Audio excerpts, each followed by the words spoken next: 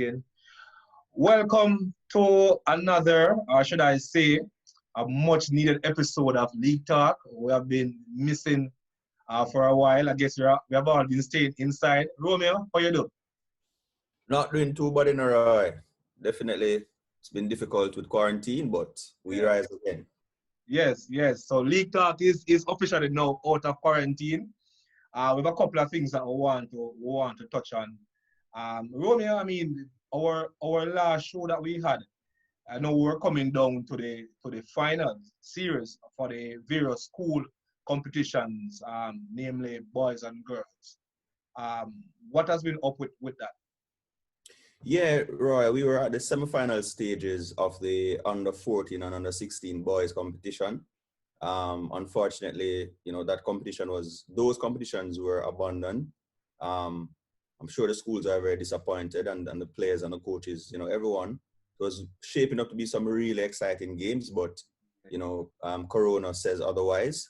Of course, we had some good matchups looking at, schools like Old Harbour, Calabar, Cedar Grove, some of the powerhouses in Junior Rugby League were raring to go, but they just have to wait until next season to determine, who the best teams are. Unfortunately, as well, our high school girls finals also obviously was not played. We were looking forward to seeing, the Ascot ladies going up against the Cedar Grove Academy ladies. That would have been a really good finals. But, the girls as well, have had to stand down, and they'll have to wait until next year. So really disappointing, right? Really, really disappointing. Yeah, I know. School is looking to reopen on a phase basis or on a control basis. Come September. Is there any plans for competitions, or is it that you're waiting to see what other sporting disciplines are doing? Well, definitely, it will come down to the protocols that the schools put in place. I suspect that most schools will not be allowing contact sports early in the semester. So we're talking about September and October. So we'll have to just see how best to deal with under 19. Under 19 boys normally start in October, the first or second week. So we just have to hold our horses a bit and wait to get some instructions from the schools, and just to see what type of protocols will be in place. But hopefully we'll be able to get a program off the ground. Whether we start first semester or whether we start second semester, certainly as long as we are allowed to play rugby league, we're gonna have some competitions for the boys and girls. Okay, good. I'm gonna put on the spot here a bit, Romeo. Who do you think would have won the under 14 competition? I think the under 14 competition, honestly, 4 times defending champions, my school, Calabar. I don't see us, we would not have lost that competition in my opinion. Jelani Barrett and Fitzgerald McLeod, the 2 6-foot boys at 14 years old. They've been unstoppable forces. They have not lost a game all season. I really don't think there's any other team that had the firepower to stop Calabar from doing 5P. So, okay, who would have won under 16? Under 16 would have been tough. I think it would probably have been a showdown between either Calabar, Cedar Grove, and Old Harbour. Again, though, I'll have to be biased. I think Calabar was well on its way to taking out under 16. Calabar was the only unbeaten school in the competition. Shaquan Brown absolutely killing it, a very experienced player, the leader of the Calabar pack. And Calabar's defense was just awesome throughout the season, right? I don't think we conceded 30 points or maybe even 20 points. Yeah. So it would have been hard for Calabar to lose both age categories. However, as I said, Old Harbour, Cedar Grove, they had some really good teams. Ascot in under 14 as well, they had a very good team. So you never know, but definitely my money would have been on Calabar. All right. And what about the girls? Wow, that's a tough one. Girls, if I was to put my money down, Mr. Baker, don't be upset. The coach of the Cedar Grove Academy, but I think Ascot girls would have taken the girls' title, Roy. Having seen the team play, some real outstanding young ladies on that team, some real speed. They're not afraid to throw the ball around. So I think it would have been difficult for Cedar Grove to stop them. Ascot had actually beaten Cedar Grove in the regular season matchup. So it would have been hard for them to lose, right? But speculation, of course, is all it is. Yes.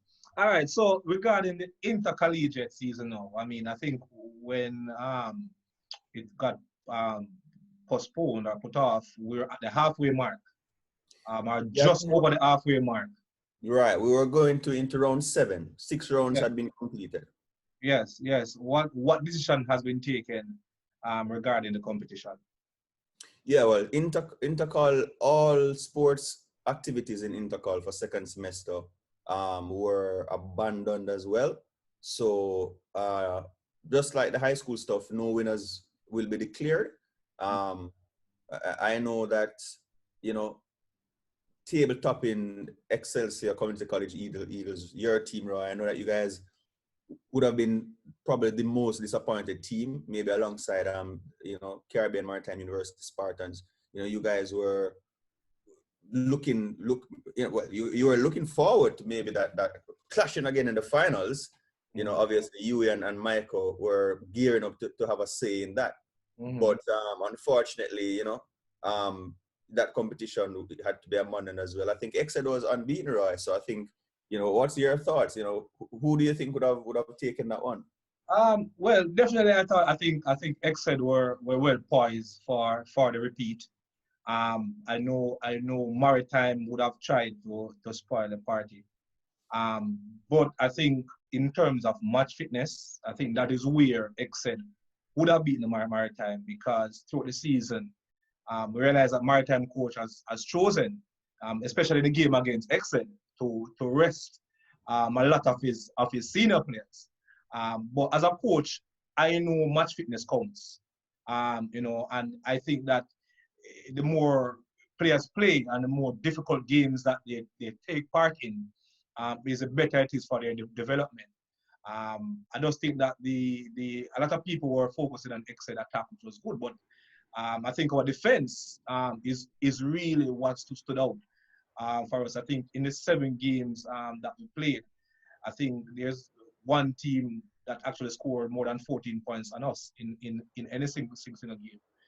So who do you think would have won? I'm putting you on the spot again. Yeah, that's a tough one, Roy. To be honest, for the intercollegiate competition, I don't think that in my mind there's not a team that was clear to win. I thought Excelsior was the best team up to the point that the competition was stopped. Obviously, 6 wins on the trot. I thought that Maritime was a very dangerous team, and because they did not feel their strongest team against Exeter in that first round matchup, we were not able to see, how powerful that team really is. I mean, obviously, when you look at the results against the other teams, it was really a walk in the park for these guys. I think they were pretty comfortable against, the other contenders, both Michael and Yui. So unfortunately, because they did not feel their strongest team, it's kind of hard to say, clearly in my mind whether or not Exeter, would have been able to get them in the finals again.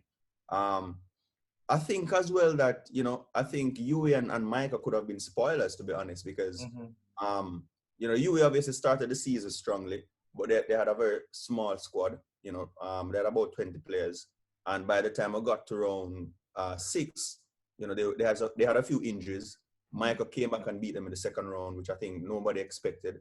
And Michael, who, not to say they had a very poor start, but in terms of the Michael of old, definitely not the Michael of old, but when you look at Michael's last 3 games or so, and when you look at Michael's performance, even against Exeter in that first game, that, where I think, for the first 40 minutes, I think the two teams could not be separated.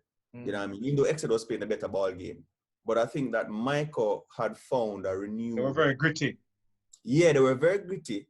And in that win against UA, I think Michael had found the type of confidence that going into a final series would make anybody who would play them in the semifinals.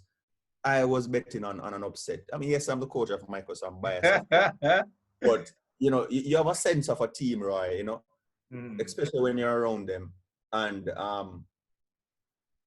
for me, I was just really excited and looking forward to the semifinals, Roy, because I just think that there could have been some surprises. But for the record, the best team for Intercol 2019-2020 was Excelsior coming to college. I think they were favorites definitely to win. Their record proves that at 6-0.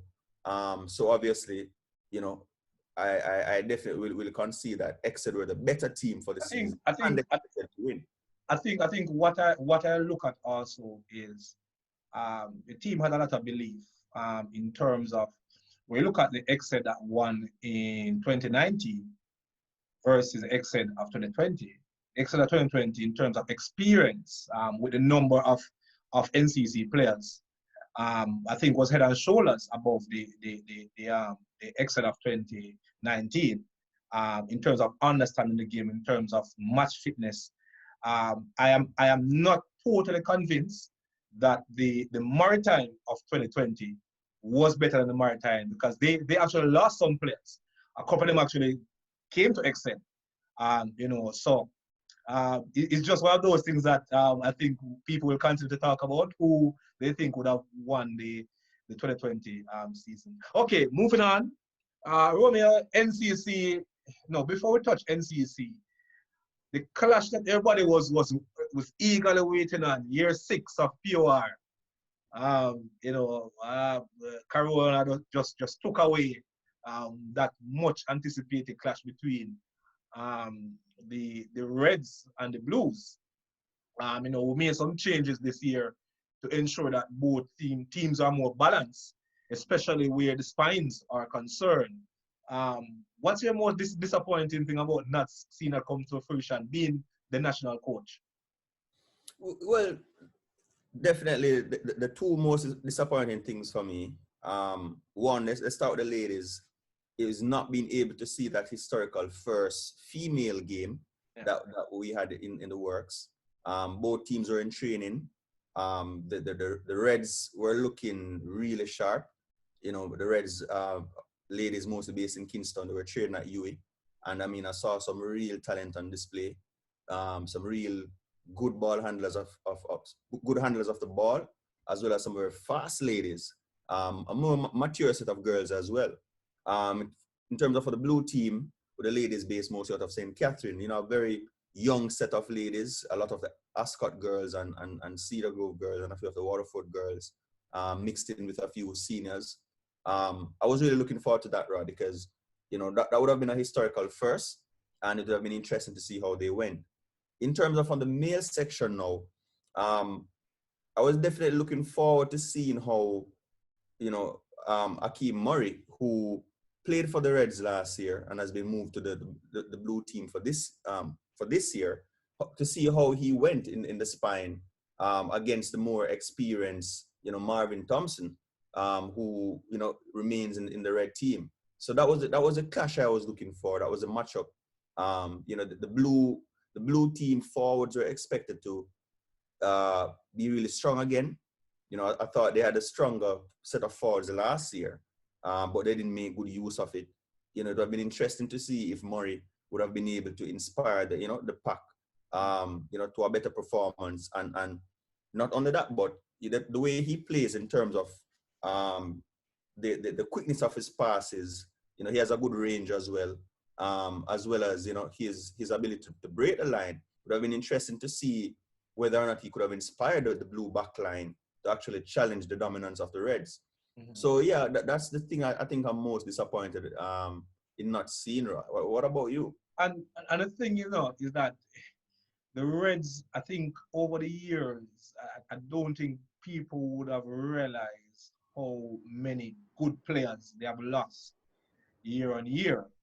And this year would have been no different because they would have been without long time captain and leader Jermaine Pinnock. They would have been without Andre Reed, who was there the previous 2 years. They would have been without Fabian Turner, who won MVP, I think, for the first game last year, scoring about 3 tries on wing. And of course, they'd have been without Akeem Murray. We look at dominant players over the years who the Reds have lost. We talk about and Ronaldo Wade would not have been there as well. Well, he wasn't there last year. So they have lost like guys like Ronaldo Wade, Tyrone Rowe, Romeo and Campbell. But for some reason, the guys coming up has always been able to, they have always been able to buy into the Reds culture. So I was excited to see young players from last year, Sean Henry, Kyle Nemad, those guys actually step up. The Michael Pearson again, who's becoming a veteran at the Reds, Mr. Fix-It. He has played in the back row, he has played in the back line. So for me, it was seeing the newly resurgent Blues versus the young Reds who are now being considered as senior players. Definitely for the national program, I think that augurs well. And I am disappointed, yes, but the rivalry is still there, and hopefully it will be beyond next season. Yeah, definitely, Roy. Some good points in there. The Reds certainly have lost, a number of talented players over the years. But so has the Blues, as we know. The Blue team as well definitely is a team that there's a core set of guys, yes, but I think that maybe they suffer, they suffer even more in terms of bloody new players on a yearly basis. And I think that's one of the things that has been the difference between the two teams. I think that for the Red team, I think that there's been a consistent, steady, leadership, based for that team. You talk about people like Marvin, talk about people like Jermaine, these guys have been there and they've built a team around them. For the Blues, I think they have kind of struggled with that. They have Chevon Bailey, they have Kamisi McCain and Antonio Baker who have been there for a long time. But I think the difference really is the quality of the playmaking, Roy. Yeah. I think the halves for the Red have been a little bit more consistent. As I said, it is fine because you have Marvin, you have Joseph Shea after 5 years. Last year is the only year he has missed. I think Andre Reed has been there about 4 of those 5 years as well. Michael Pearson has been there. So you're right. It's about keeping that steady spine, and they have managed to do that. We look at the Blues. They have tried. I think Spoonhead. I don't know his real name now as hooker. They have tried Shaban Beal as hooker. They have tried Leon Thomas as hooker. They have tried Omar Jones as hooker. So year per year, it is very. So I think Akeem Murray, as you said, would have brought that stability, and it's a guy who possesses a lot of the core skills to play the position. So next year is definitely something to look forward to. Hopefully we'll get to do something before the year is done. Probably a 9th game between the Reds and the Blues. We're not sure, but we're always looking for creative ways to keep the boys active. So hopefully we can plan something before the next series. Definitely, Roy. I'm sure the boys would love that. Yes. So let's see what Corona has in store for us. All right. So NCC has been delayed, for the 15 seasons of NCC. We have consistently started either the last week of May or the first week of June. We're now in the first week of August. What's the latest, Coach? Well, at the moment, the Jamaica Rugby League Association, and we have submitted our restart plans to the Ministry of Sport, and we are awaiting feedback because no sport can officially begin in Jamaica unless there's the clearance given by the Ministry of Sports after various protocols have been checked and stuff like that. So right now, we are hoping that the season can start round about end of September or October, the latest. It all comes down to that go ahead being given. I know the teams are doing plans in the background. I know some teams like the Sharks, like the Red Sharks, have been doing virtual training and stuff like that, and guys going out and doing their individual work. It's the only team I'm aware of who has done that consistently. I know some of the boys from various teams, they have been out and about, trying to be active as best as they can be in the numbers allowed and so forth. From our perspective as an association, of course, we are currently in the planning stages of the competition. We had a little glitch in terms of our registration process. We're hoping to get that fixed shortly.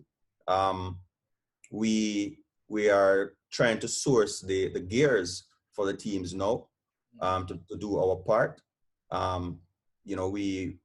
We have several sponsorship packages for those gears. If there's anybody out there who wants to support what we're doing in Jamaica and, you want to get your branding on some of our club jerseys, we'd love to hear from you.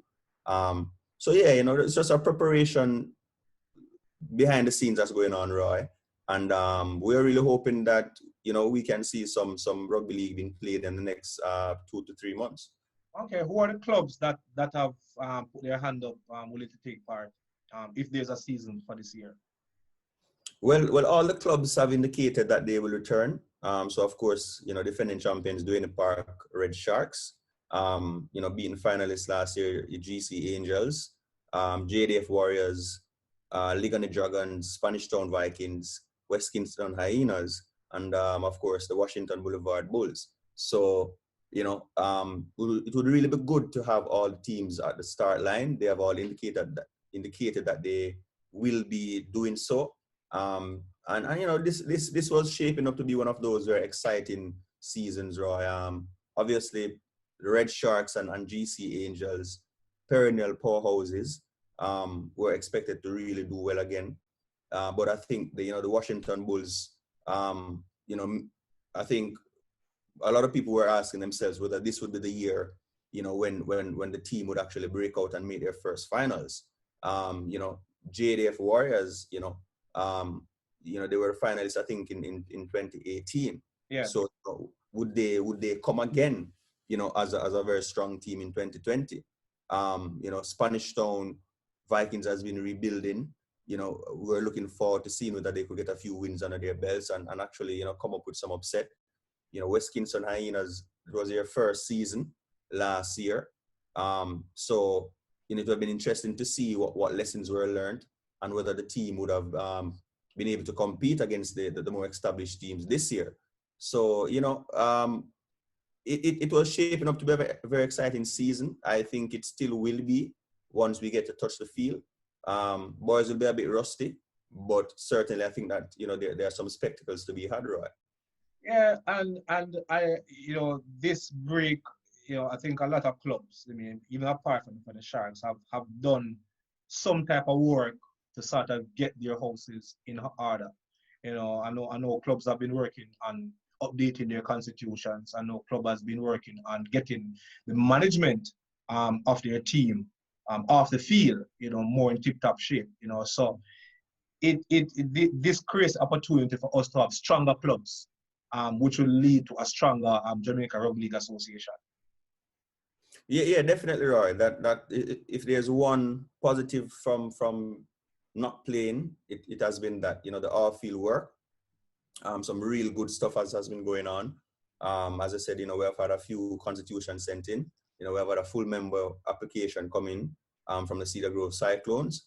And, I know a few of the clubs have been doing some additions to their management system, and that's very positive. And we're just encouraging the clubs to continue to do that because you don't just want to be strong on the field, but you also want to be strong off the field. Mm-hmm. All right, so on to international footy now. We are seeing where the NRL has restarted for about 5 weeks now. Go Roosters! A bit of concern around there that I'll touch on later. I know Super League. I think Super League is restarting this week. Yeah, I think it's this Yeah, weekend. restarting this week. Various competitions along with the government have come up with protocols around creating bubbles for teams, and also how many spectators are allowed to watch games. My concern is regarding the Reggae Warriors. We're seeing where the restart of the NRL has caused a lot of injuries to players, especially around the knee area. Um, how, regarding the Reggae Warrior program, one, how has Corona really affected it? And two, as a program, is there plans in place to ensure that the players stay fit and healthy once resumption has been granted for play to restart? Yeah, right. It's a tough one. As you know, the Reggae Warriors, the squad is made up of both, players based in Jamaica and players based in the UK. The UK-based players are all semi-pros or full professionals. So their day-to-day management is under their clubs, and these are professional bodies, who they have very strict regimes and protocols that they give their players. So I'm not really worried about the boys based in the UK. I know they're staying fit. I know they're staying sharp. The boys who are involved with Super League, they're looking to get back out there shortly. I know that there's been some concern, from some of the players about, you know, not playing for a couple months and then going back out there now with let's be honest, limited preparation. So I know that there's definitely concerns by some of the players about this. The championship players and the League One players, they won't be playing anymore for the rest of the year, because those competitions have been cancelled in England. So the majority of our squad in England won't be seeing any further action for 2020. In terms of locally and the players in the national program, it's a similar situation where obviously the boys have not been playing any rugby for a couple of months, but the NCC, we know it's a yearly competition, so some of the players are used to long breaks. Those who only play NCC, this is not unusual for them, but obviously there are many players who play NCC. They also play intercol as well, so they are used to being active up to April. So just 1 month really was lost between March 14th and the expected finals, which would have been around about April 20. Mm-hmm. But what the boys are lacking is, are some of the boys, let's be honest, some players have been constantly heading out right to fields and running and doing their own work. So everybody's situation is different. Everybody has been told to keep fit, everybody's told to keep active as they can. So it just depends on how much work each individual has put in. I think the problem though for me, Roy, with the players in the NRL, a lot of the ACL injuries, I think at last count, they had about 12 ACL injuries, and I saw a few of them, and they occurred with people just running and stopping suddenly and stuff like that. So it makes me wonder. I mean, I'm not a physical trainer or anything like that, but it just makes me wonder, if being in quarantine for such a long time, if in terms of that, maybe that extra focus on, I don't know, maybe weights or whatever type of training that they were doing, if that has contributed, to the number of injuries. One interesting comment I heard was that the players are they're not used to moving at the speed that they are moving at in the actual games, because they have been not been training the way that they or the rules have been adjusted to allow for a much faster game. The rules as well, exactly right. This whole thing about making the players fatigue. I don't know. I don't know. I have mixed thoughts about that. Players are not commodities. They're human beings. And this idea of pushing the game to a place where it's constantly trying to fatigue the players. It's constantly trying to push the players to their limit. I mean, yes, they are professionals and yes, they are being paid, but at the same time, is it in the best interest of the players? Mm-hmm. But I mean, who I am think I? I think some of the injuries too, because I've seen almost every single one of them live.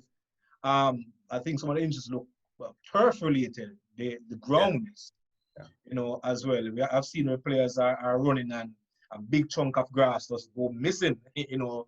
below their feet. But what games are really affected for the Warriors this year? Well, we were planning a mid-season international in the UK against one of the home nations, so that got canned. We were looking at October as well for another game that got canned as well. Um, we're thinking of We game. already got the visa application to travel to the US in May. Right, I was going to ask you about the Hurricanes match Yeah. that was supposed to go on against the USARL South All Stars, and what happened with that, So yeah, several activities can Roy. Very disappointing. Players obviously were looking forward to it. I think the domestic players were especially excited about going to Florida and facing the All Stars. Yeah, I mean, I think there are probably a number of players who would have made their debut at this representative level. And I also think that there are a number of players because each year we always tend to find that one gem, that nobody, even ourselves, were looking at, but just a hard worker. And there are players who have been given the opportunities over the year, and every year, barring none, there's always this one player who stands head and shoulder above, who shows that he's ready to push for a spot in the actual Reggae Warrior squad. So I was very excited to see who would have been that one player this year. And as the head coach of the Hurricanes, Roy, how was the training going? I mean, how did you feel about where the team was when training had to be halted? Yeah, I mean, training was going well. I think we're training every Monday night at Duane Park. The numbers were excellent. Again, with the Hurricanes already having an established brand as a link to the Reggae Warriors, I think once players become a part of the Hurricanes, they see it as a pathway, as a genuine pathway to become a Reggae Warrior. So once players are invited to the Hurricanes training. Spirits were up, attendance was good, and players were really showing really good skill application.